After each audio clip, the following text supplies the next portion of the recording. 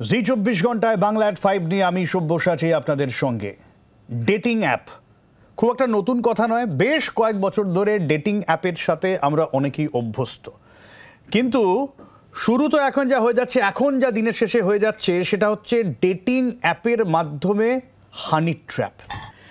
আগে এভাবে কতজনকে ফাঁসানো হয়েছে এই প্রশ্ন কিন্তু এখনো উঠছে এবং এর উত্তর কিন্তু এখনো পর্যন্ত নেই, কারণ গোটা ঘটনা নিয়ে পুলিশ তদন্ত শুরু করেছে। এই প্রথম নয়, এই চক্র বিভিন্ন জায়গায় বিভিন্নভাবে বিভিন্ন ডেটিং অ্যাপে। কালকের ঘটনা তার একটা জলজ্যান্ত উদাহরণ। প্রেমের ফাঁদ পাতা ভুবনে, তবে নিছক প্রেমের ফাঁদ নয়, ডেটিং অ্যাপের ফাঁদ। ওয়েববন্দি দুনিয়ায় ডেটিং অ্যাপে ফেঁসে মোটা টাকা খোয়াতে চলেছিলেন পাটুলির যুবক। তিনি বেঁচে গিয়েছেন ঠিকই, কিন্তু কতজন ধরা পড়েছেন এই জালে বোঝার চেষ্টা করছে পুলিশ। পুলিশ সূত্র খবর, পলিটেকনিক পাশ করা পাটুলির বাসিন্দা ওই যুবকের ডেটিং অ্যাপে আলাপ হয় বছর 22-এর এক তরুণীর সঙ্গে। তার সঙ্গে দেখা করতে রবিবার তিনি যান তরুণীর গলফ গ্রিনের ফ্ল্যাটে। জানা গিয়েছে তখনই ঘরে ঢুকে পড়ে 3 থেকে 4 জন। তরুণীর সঙ্গে ওই যুবকের বেশ কিছু ছবি তুলে রাখে তারা, মারধর করে আটকে রাখে তাকে। বলে 1 লাখ টাকা না দিলে সব ছবি ভিডিও ফাঁস করে দেওয়া হবে। ফোন করা হয় যুবকের বাড়িতেও, বলা হয় রানীকুঠি এসে 1 লাখ টাকা দিয়ে যেতে হবে। উপায় না দেখে পুলিশে যোগাযোগ করেন ধৃত যুবকের মা। টাকা দেওয়ার আশ্বাস দিয়ে ফাঁদ পাতে পুলিশ। টাকা নিতে 2 অভিযুক্ত রানীকুঠি আসে ধৃত যুবকের বাইক নিয়ে। তখনই হাতে নাতে পুলিশের হাতে ধরা। এখানে আমরা পিসফুলি এবং এই সব বিষয়ের জন্য আমরা এই শান্তিপূর্ণ থাকার চেষ্টা করি, এরকম ভাবতেই পারিনি। তবে এখানে একটা বিচ্ছিরি চলছিল, ওই কাউন্সিলর সবাই জানে। পুলিশ সূত্রে খবর, ডেটিং অ্যাপে ওই তরুণীর নাম অনিশা দাস। স্বামী বাবুসোনা মণ্ডলের সঙ্গে ডেটিং অ্যাপে হানি ট্র্যাপ করতেন তিনি। এর আগেও এভাবে একাধিক ব্যক্তিকে তারা ফাঁসিয়েছেন বলে অভিযোগ। পুলিশ যেটা জানাচ্ছে যে এই দম্পতি বেশ কয়েক বছর ধরে এই চক্র চালাচ্ছে। ডেটিং অ্যাপের মাধ্যমে মূলত তারা হানি ট্র্যাপ করে এবং বিভিন্ন সময় লোকজন দেখা করতে গেলে তাদের কাছ থেকে টাকা আদায় করে। এর আগেও একাধিক ঘটনা তারা ঘটিয়েছে এবং আর কার কার সঙ্গে এই ধরনের ঘটনা এই অভিযুক্তরা ঘটিয়েছে তা জানার চেষ্টা করছেন তদন্তকারী অফিসাররা। ক্যামেরা পার্সন রানার সঙ্গে পিয়ালি মিত্র, জি 24 ঘন্টা, কলকাতা। আমরা প্রাক্তন গোয়েন্দা কর্তার সঙ্গে কথা বলবো, আমরা মনোবিদের সঙ্গে কথা বলবো, মনোরোগ বিশেষজ্ঞের সঙ্গে কথা বলবো, কিন্তু তার আগে সবার আগে যেটা দরকার, সাইবার বিশেষজ্ঞ রয়েছেন আমাদের সঙ্গে স্টুডিওতে, সাম্যজিৎ মুখার্জি। সাম্য, এই যে গোটা বিষয়টা, ডেটিং অ্যাপ তো খুব একটা নতুন কিছু নয়, অনেক পুরনো। আমরাও কম বেশি ব্যবহার করেছি বেশ কয়েক বছর আগে, কিন্তু আমরা তখন এই ধরনের বিষয়গুলো ফেস করিনি। অনেকের সাথে আলাপ পরিচয় হয়েছে, বন্ধুত্ব হয়েছে, এখনো পর্যন্ত বন্ধুত্ব রয়েছে, কিন্তু এখন তো অন্যরকম বিপদ। দেখুন, এই যে বিষয়টা হানি ট্র্যাপ, এটা আজকে না, এটা অনেক দিন ধরেই হচ্ছে। আগে এরা সোশ্যাল মিডিয়া প্ল্যাটফর্মটাকে মেন প্ল্যাটফর্ম হিসেবে ব্যবহার করতো। এখানে যারা ফাঁসছে তারা, যত না আমরা শুনছি তার থেকে বেশি প্রচুর মানুষ ফাঁসছে যারা ইনফর্মও করছে না। এবার এটা ফাঁসছে মানে পুলিশের কাছে যদি 10টা অভিযোগ থাকে, আসল কেসটা তাহলে 90টা, 100টা, তার বেশি।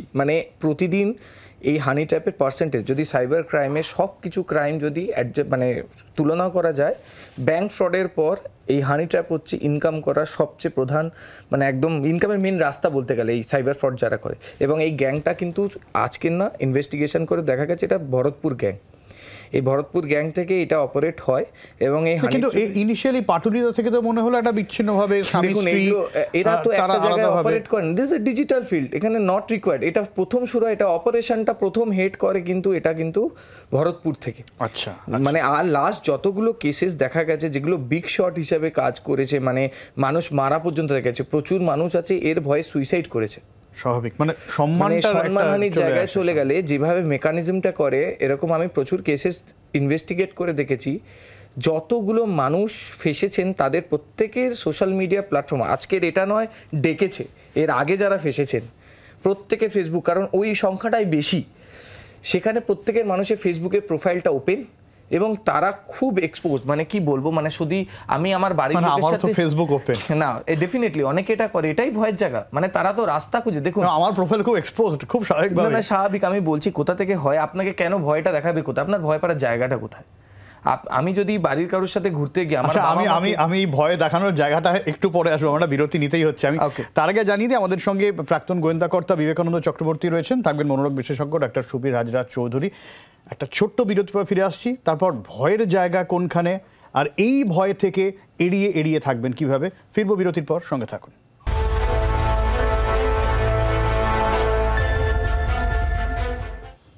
আমি একটু বিবেকানন্দ বাবুর কাছে যাব। যেরকম বিবেকানন্দ সাম্য বলছিল যে একটু ভয়ের বিষয় রয়েছে এবং পুলিশের কাছে বেশিরভাগই অভিযোগ পৌঁছয় না। যদি তাই হয়, প্রপার ডেটাবেস কতজন ক্ষতিগ্রস্ত হয়েছেন বা হচ্ছেন এরকম তো কিছুই তার মানে নেই, বা থাকলেও সেটার মধ্যে অনেক ধোঁয়াশা থেকে যাচ্ছে।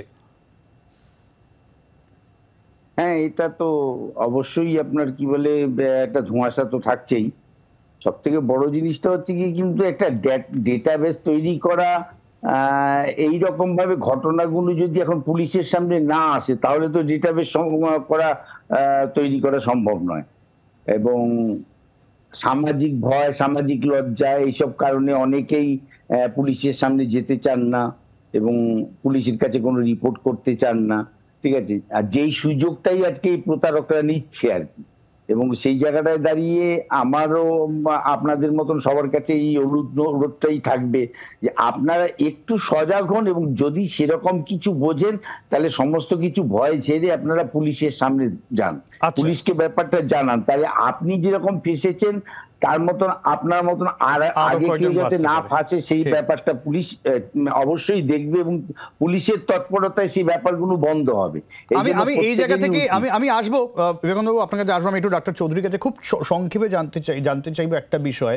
তার মানে সামাজিক ভয়, সম্মানহানির ভয়, এইটা একটা বড়সড় ফ্যাক্টর হয়ে দাঁড়াচ্ছে। আমি পুলিশের কাছে যাব না সেই জায়গা থেকে, কিন্তু এটাই আবার মানে এই বিষয়টাকে আটকানো যাচ্ছে না, এটাও তো একটা বড়সড় কারণ পুলিশের কাছে প্রপারভাবে বিষয়টাই পৌঁছাচ্ছে না যে কতজন ক্ষতিগ্রস্ত হচ্ছেন, কতজন এর মধ্যে ফেসে যাচ্ছেন বা ফেসে আছেন।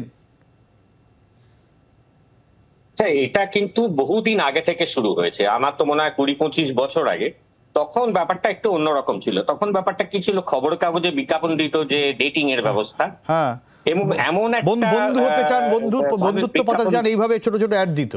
হ্যাঁ, বন্ধুত্ব পাতান এবং ফোন করে বলতো যে এটা একটা, বলতে পারেন যে মিউচুয়াল অবৈধ সম্পর্ক, তাতে ভীষণই সুরক্ষিত এবং কেউ কিচ্ছু জানবে না, এমন ভাবে অনেকে লোকে ফাঁদে পড়তো। তখন যেটা হতো, অনেকে একটা সাবস্ক্রিপশন বা চাঁদা হিসাবে টাকাটা জমা দিত, তারপরে স্বাভাবিকভাবে কিছুই শোনা যেত না। তখন তার মানে ধরুন এক একজনের কাছ থেকে যদি 5,000 টাকা করে নিত, এরকম হাজার হাজার লোক এরকম দিয়ে থাকতো। সেটা বেশিরভাগ ক্ষেত্রে ব্ল্যাকমেল ইত্যাদির ক্ষেত্রে পৌঁছাতো না। তার কারণ তখন লোকে গিয়ে কখনো পুলিশের কাছে রিপোর্ট করতে পারতো না যে আমরা এই সার্ভিস পাবো বলে আমি ওখানে টাকাটা দিয়েছি। এক্ষেত্রেও ব্যাপারটা অনেকখানি তাই।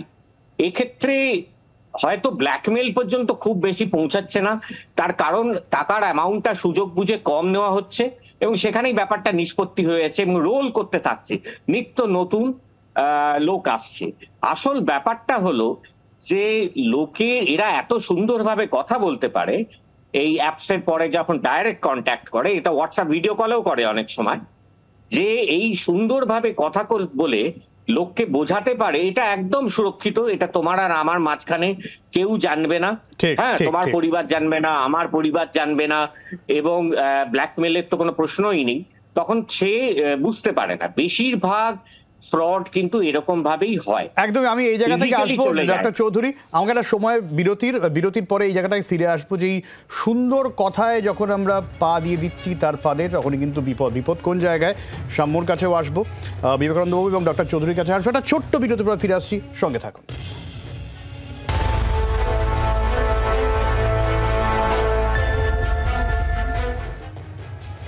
ডেটিং অ্যাপ নয়া হানি ট্র্যাপ কিনা তাই নিয়ে আমার আলোচনা করছি। আর সাম্যজিৎকে আমি শুরুতে আটকেছিলাম একটা ভয়ের বিষয় নিয়ে। এই ডেটিং অ্যাপ, যেখানে আগে আমরা বন্ধুত্ব খুঁজতে যাই, কোনো একটা সম্পর্ক যাই হোক না কেন, এখান থেকেই চলে আসছে সেক্সটর্শনের বিষয়। একদম। ভয়ের জায়গা কোনখানে? দেখুন, ভয়ের জায়গা হচ্ছে এরা পুরোটাই ব্ল্যাকমেলিং করছে। কিভাবে করছে, মানুষ কি করে ফাঁসছে, এবং এটার কারণটা হচ্ছে আমরা সোশ্যাল মিডিয়াতে সচরাচর আমার বাড়ির লোকের সাথে সব কিছু ওপেন করে দিচ্ছি, কিছু ফ্রেন্ড সার্কেল অ্যাকসেপ্ট করছি, আজকে নয় এটা ডেটিং অ্যাপে হয়েছে, ওরা ওই প্ল্যাটফর্মটাকে এবার শুরু করেছে, বাট এতদিন তো এটা ফেসবুক বা ইনস্টাগ্রাম বা হোয়াটসঅ্যাপের মাধ্যমেই হচ্ছিল।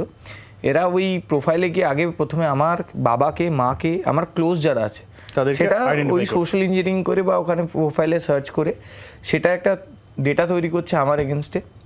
দেন আমার সাথে যখনই ওটা করার পর এরা হোয়াটসঅ্যাপ নাম্বার চায়, সুন্দরভাবে কমিউনিকেশন শুরু করে। এবং কমিউনিকেট করবে কেন, এরা বেশিরভাগ ক্ষেত্রে টার্গেট করে হচ্ছে মিড এজের লোকজনদের, অল আর ম্যারিড পার্সন বা এরকম ধরনের, বা যাদের দেখতে পায় গার্লফ্রেন্ডের সাথে প্রচুর ফটো দিচ্ছে, এইসব লোকেদের প্রথমে একটা ক্র্যাক করে।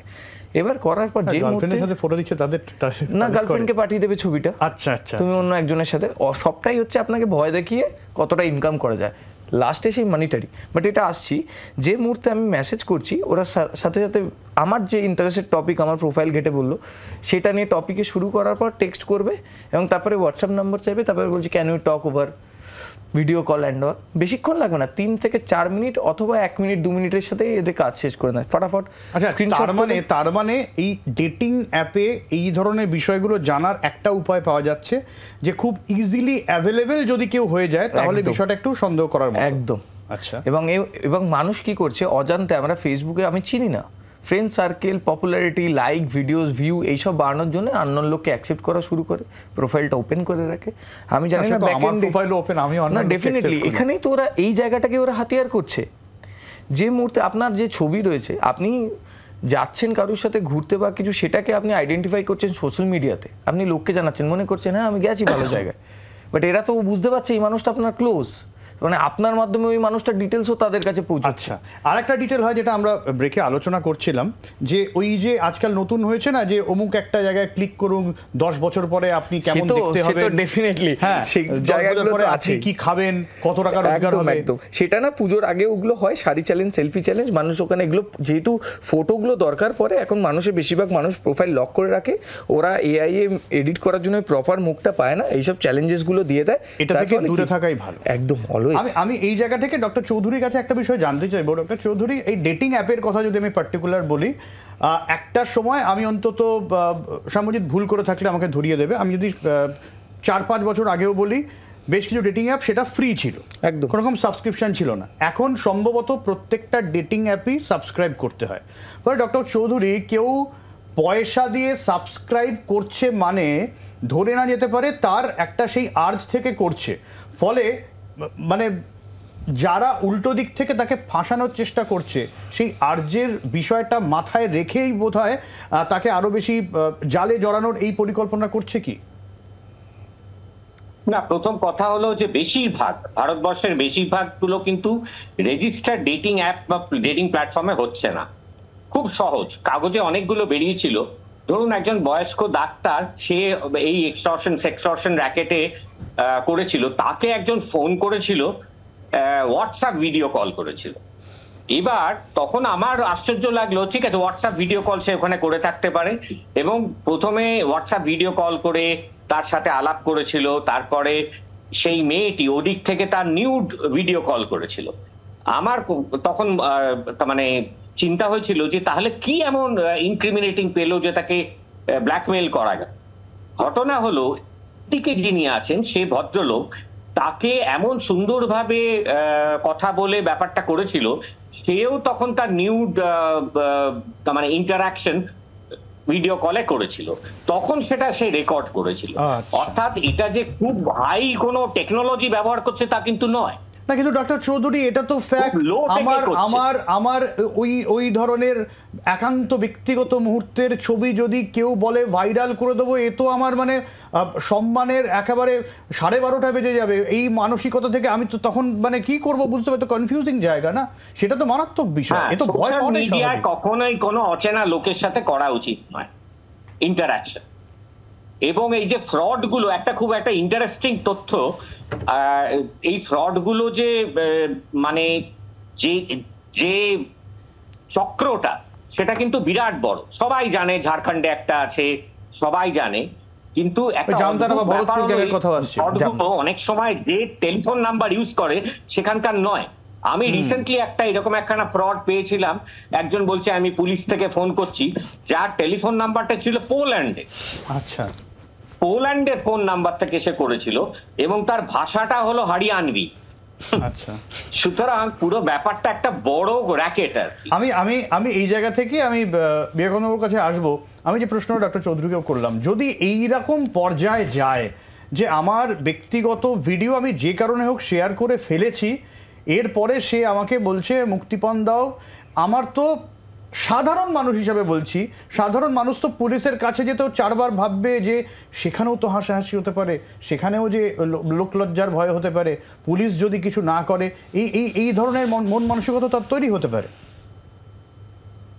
অবশ্যই, এবং সেই মানসিকতাটা তৈরি হওয়ার সুযোগটাই তো এরা নিচ্ছে, এবং পুলিশের কাছে না যাওয়ার মেন কারণটাই এইটা।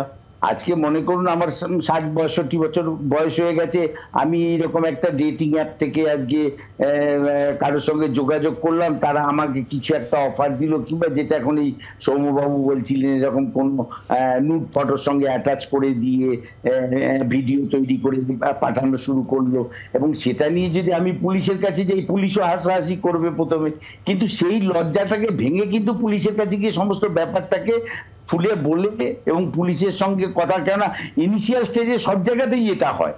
আমার নিজের অভিজ্ঞতা থেকেও আমি আপনাকে বলতে পারি, এই কিছুদিন আগে একটি ছেলে, আজকে ডেটিং অ্যাপ নিয়ে আলোচনা হচ্ছে ঠিকই, কিন্তু এই যে এটা তো অনলাইন প্রতারণা একটা, আমরা বলতে পারি অনলাইন ফ্রড যেটা আর কি। সেখানে দেখা যাচ্ছে যে একটি ছেলেকে একজন ফোন করেছে, করে বলছে আপনার বাবা আপনাকে 3000 টাকা পাঠাতে বলেছে, এই আমি আপনাকে টাকাটা পাঠিয়ে দিচ্ছি বলে সে দেখাচ্ছে যে 30,000 টাকা পাঠিয়েছে। না, কিন্তু বিবেকানন্দ একটু আটকাচ্ছি, বিবেকানন্দ এরকমও হয়েছে যে উল্টো দিক থেকে বাবার ফোন এসছে, বাবার গলা, এবং এখন তো এআই এর দৌলতে এরকম হয়ে যাবে কদিন বাদে, আমি আশ্চর্য হব না যদি বাবা আমাকে ভিডিও কল করে অথচ বাবা নেই। রাইট। আপনি মনে হয় এর মধ্যে দেখে রাখবেন যে আমাদের যে বম্বে ফিল্ম অ্যাক্টর রয়েছে আপনার, এই যে হাজবেন্ড মেয়েটি যে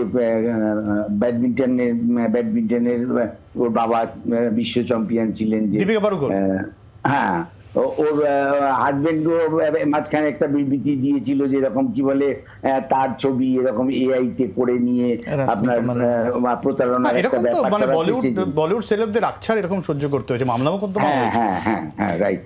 সেই জায়গাটায় দাঁড়িয়ে আমার একটা ব্যাপার আগে একটু যাচাই করা, যেমন এই যে আমার কাছে ফোনটা আসলো, আমি ফোনটা দেখলাম না, যেমন আমার সঙ্গেই একটা ঘটনা ঘটেছে, আমি আপনাকে বলেছিলাম যে আমি গুরগাঁওতে আছি, আমার একটা কার্ড আসার কথা ছিল, আমি সেই কার্ডটার ব্যাপারে লোকাল যে ব্যাংকে যাওয়ার কথা, সেই ব্যাংকের নাম্বারটা অনলাইন সার্চ করে ফোন করেছি, করার সঙ্গে সঙ্গে কিছুক্ষণ পরে উল্টো দিক থেকে, হ্যাঁ স্যার আপনার বাড়িতে এক্ষুনি কোরিয়ার দিয়ে পাঠিয়ে দিচ্ছি, আপনি একটা কাজ করুন, আপনি 10 টাকা আমাদের এই নাম্বারটা অনলাইন পাঠিয়ে দিন। এবার এই যে জায়গাটা আমি সঙ্গে সঙ্গে বুঝে গেলাম যে আমি যে নাম্বারটা করেছি এটা একটা ট্র্যাপ, ঠিক আছে, আমি আর টাকা পাঠালাম না। তারপরে যাই হোক আমি বেরিয়ে গেলাম, বেরিয়ে গিয়ে ব্যাংকে গিয়ে যোগাযোগ করলাম, তখন ব্যাংক বললো না আমরা তো এরকম কোনো, আমি এই জায়গাটাতেই আসতে চাই যে আমরা বুঝবো কি করে যে কোনো ক্ষেত্রে, আমরা আসবো সেই বোঝার বিষয়টা আসবো। তবে সাইবার ল এক্সপার্ট বিভাস চট্টোপাধ্যায়ের বক্তব্য আমাদের কাছে রয়েছেন, আইনি সংস্থানের বিষয়টা নিয়ে একটু কি বলেছেন তিনি শুনিয়ে দেবো।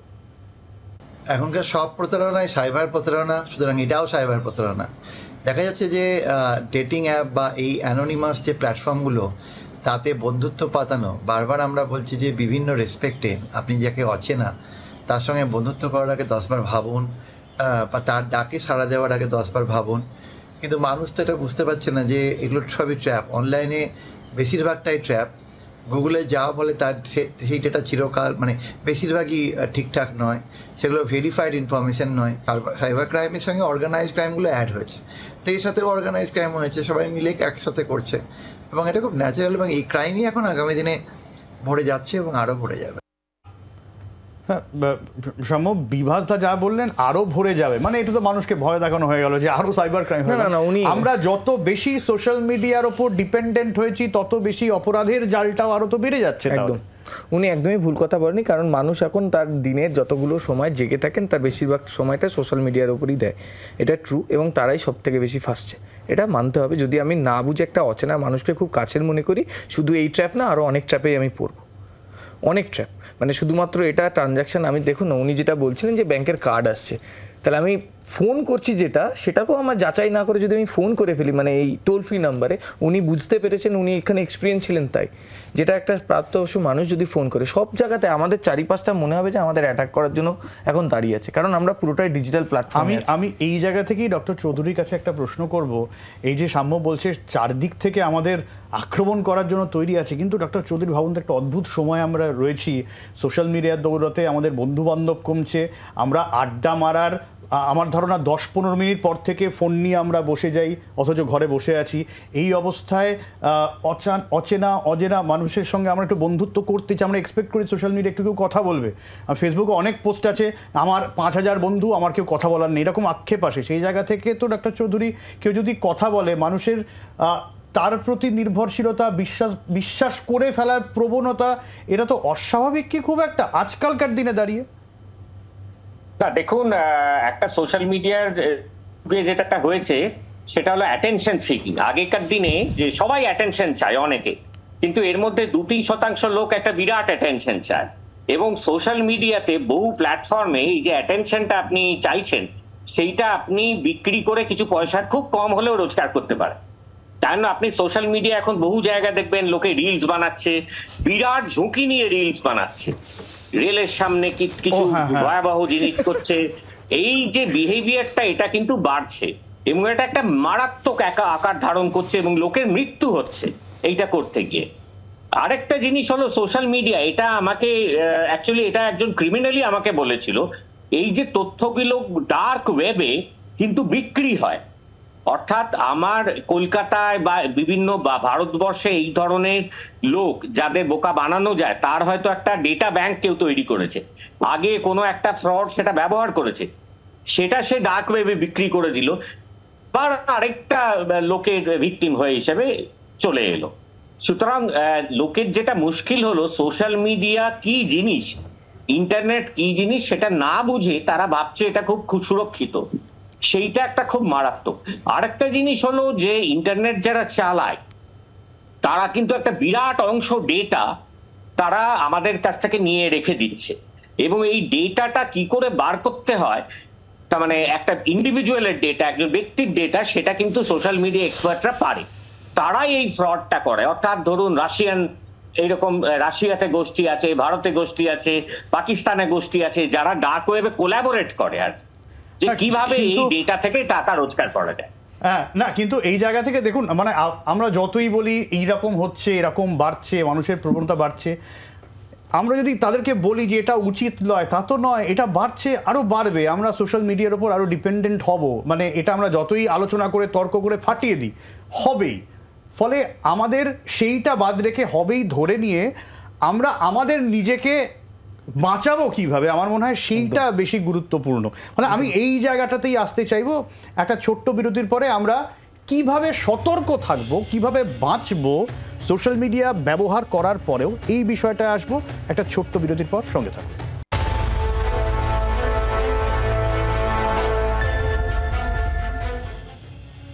আপনাদের কাছে আমাদের প্রশ্ন ছিল, ডেটিং অ্যাপ কি নয়া হানি ট্র্যাপ? বেশিরভাগ মানুষ উত্তর দিয়েছেন হ্যাঁ। ইউটিউব হোক, এক্স হ্যান্ডেল হোক, হোয়াটসঅ্যাপ হোক, ইনস্টাগ্রাম হোক, ফেসবুক হোক, বেশিরভাগ মানুষ উত্তর দিয়েছে হ্যাঁ। অর্থাৎ পরে মানে প্রত্যেকেই মানুষ বুঝতে পারছেন যে হ্যাঁ একটা বিপদ রয়েছে, এবং সেই বিপদের জায়গা থেকেই কিন্তু সবাই বুঝতে পেরেছেন যে হ্যাঁ কিছু একটা সমস্যা রয়েছে। আমি এই জায়গায় সমস্যার সমাধান চাইছি, কিভাবে সতর্ক থাকবেন সেটা জানতে চাইছি। শুরু করব বিবেকানন্দ বাবুকে দিয়ে। সতর্ক থাকার ব্যাপারে যদি বলেন তাহলে বলবো, দেখুন আজকের সমাজের লোকেদের ধৈর্যটা খুবই কম। আজকে আমার কাছে একটা অফার আসলো, আমি সেটা বিশেষভাবে যাচাই না করেই আমি দুম করে সেইটাই যোগাযোগ করে ফেললাম, এবং যোগাযোগ করার পরে আমি ফেসে গেলাম। এই যে জায়গাটায় দেখতে হবে যে আমি যেটা আপনাকে একটু আগে একটা ঘটনার কথা বললাম, যে আমাকে বললো আপনি 10 টাকা পাঠান, আমি এক্ষুনি কোরিয়ার করে আপনার অ্যাড্রেসে পাঠিয়ে দেবো। এই যে জিনিসটা আমি যাচাই না করে যদি তখনই 10 টাকা পাঠিয়ে দিতাম, তাহলে আমি একটা বিপদের মধ্যে পড়ে যেতাম। এখন এই ব্যাপারগুলোকে কি হয়েছে বলুন তো, যেমন আপনি দেখবেন যে রাস্তা দিয়ে চলছে, তার ডান দিকে কি হচ্ছে বাঁ দিকে কি হচ্ছে কোনো খেয়াল নেই, সে মোবাইল করতে করতে এগিয়ে চলছে, সামনের দিক দিয়ে যে একটা গাড়ি এসে তাকে ধাক্কা মানে আমরা জানি যে এই জেনারেশনের অনেক সমস্যা রয়েছে, কিন্তু আপনি যতই বলুন না কেন এইটা কিন্তু খুব একটা আপনি বললেও হবে না। ফলে এইগুলো নিয়েই আমার মনে হয় কোথাও গিয়ে সতর্ক থাকার বিষয়টা গুরুত্বপূর্ণ হয়ে উঠছে নাকি, মানে সতর্ক থাকা উচিত। ডান দিক বাদিক এরকম গন্ডগোল হবে, আর কিছু করার নেই।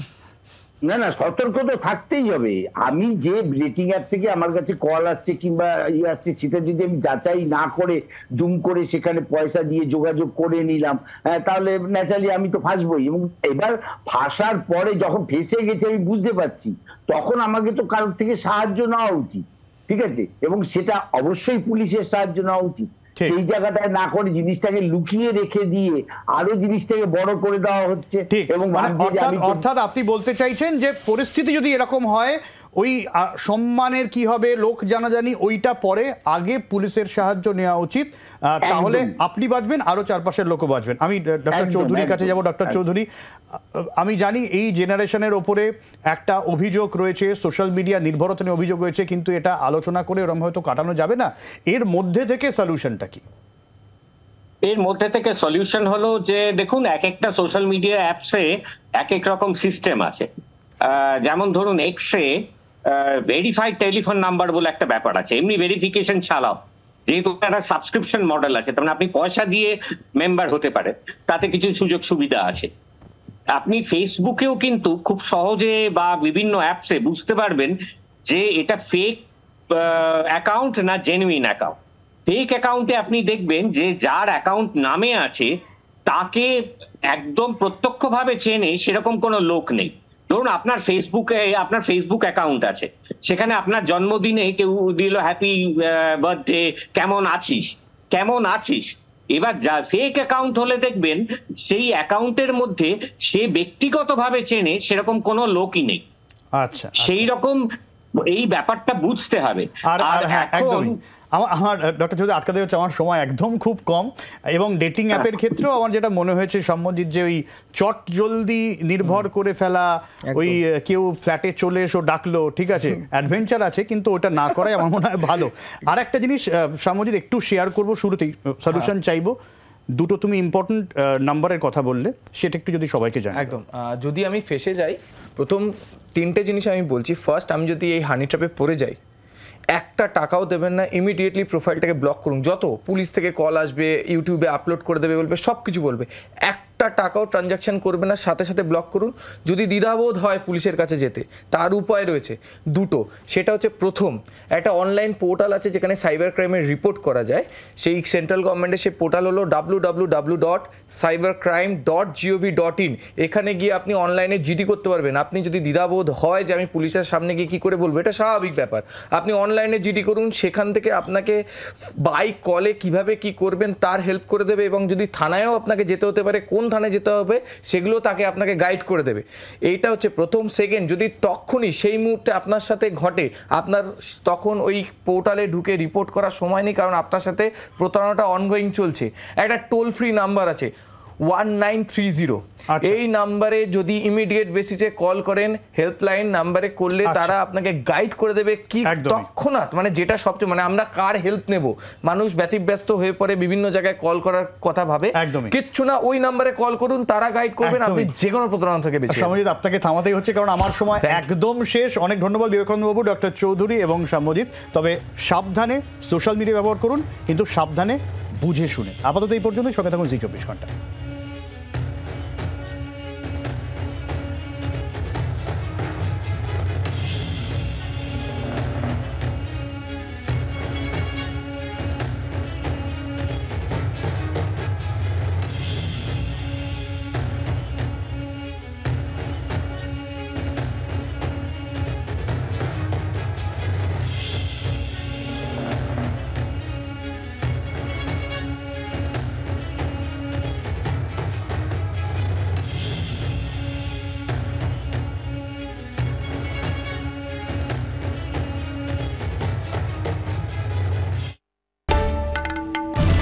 বাংলার আওয়াজ, বাঙালির আবেগ, জি 24 ঘন্টা।